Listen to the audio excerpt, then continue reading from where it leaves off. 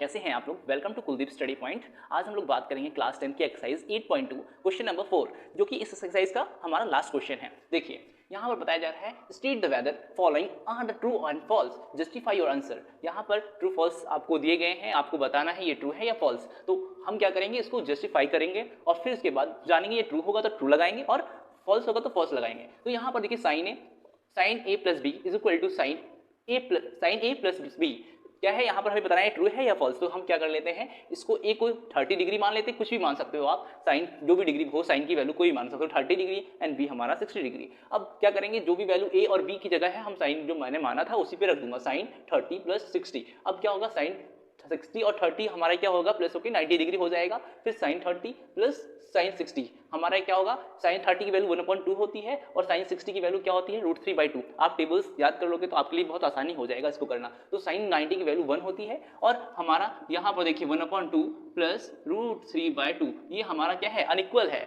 अगर हमें वेरीफाई होता तो यहाँ पर हम ट्रू लगाते, तो यहाँ पर पहले का हो जाएगा फॉल्स, ये हमारा क्या हो जाएगा, पहले का फॉल्स। ठीक है, हमारा हो जाएगा फॉल्स। गेटिंग। अब बात करते हैं second question, the value of the sine theta increasing as the theta increase. जैसे जैसे थीटा इंक्रीज होता है वैसे वैसे साइन की वैल्यू इंक्रीज होती है। अगर होती है तो ट्रू लगाएंगे, नहीं होती है तो फॉल्स लगाएंगे। चलिए इसको करते हैं, इसको हम इरेज कर लेते हैं और फिर इसको हम भी जस्टिफाई करते हैं कि हाँ यहाँ थीटा रखते हैं हम।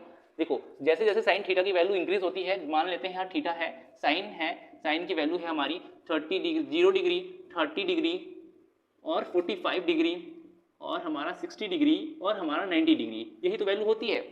अब क्या करेंगे, साइन 0 की वैल्यू क्या होती है, 0 होती है। साइन 30 की वैल्यू होती है 1/2 और साइन 45 की वैल्यू होती है 1/2 है ना। और साइन 60 की वैल्यू क्या होती है, √3/2 और 90 की वैल्यू 1। देखिए ये क्या हो रहा है, 0 से हाफ 1/2 हो गया, 1/√3 हो गया और ये इंक्रीज हो रही है। तो जो हमारा सेकंड स्टेटमेंट है, the value of sine theta increasing as a theta increase, तो ये क्या हो जाएगा, ट्रू हो जाएगा। ये क्या हो जाएगा, ट्रू हो जाएगा। सेकंड क्वेश्चन फिनिश हो चुका है। जो पार्ट हमारा थर्ड क्या है, ट्रू फॉल्स का, the value of cos theta increase as a theta increase. जैसे कि हम लोगों ने इसकी बात की थी, जैसे थीटा जो साइन की वैल्यू होती है, थीटा जैसे जैसे इंक्रीज होता है वैसे ही हमारा क्या होता है, ऐसे ही हमें कॉस की वैल्यू पता करनी है। इसमें ये दे रखा है जैसे थीटा हमारा कॉस थीटा होता है, जैसे जैसे इंक्रीज होगा वैसे वैसे उसकी वैल्यू भी इंक्रीज होगी। ये बात सही है या गलत, तो आपको क्या करना है, वेरीफाई करना है। तो कॉस, अब अगर हम थीटा रखेंगे, कॉस 0 की वैल्यू होती है 1 है ना, और यहाँ पर साइन कॉस 30 की वैल्यू क्या होती है,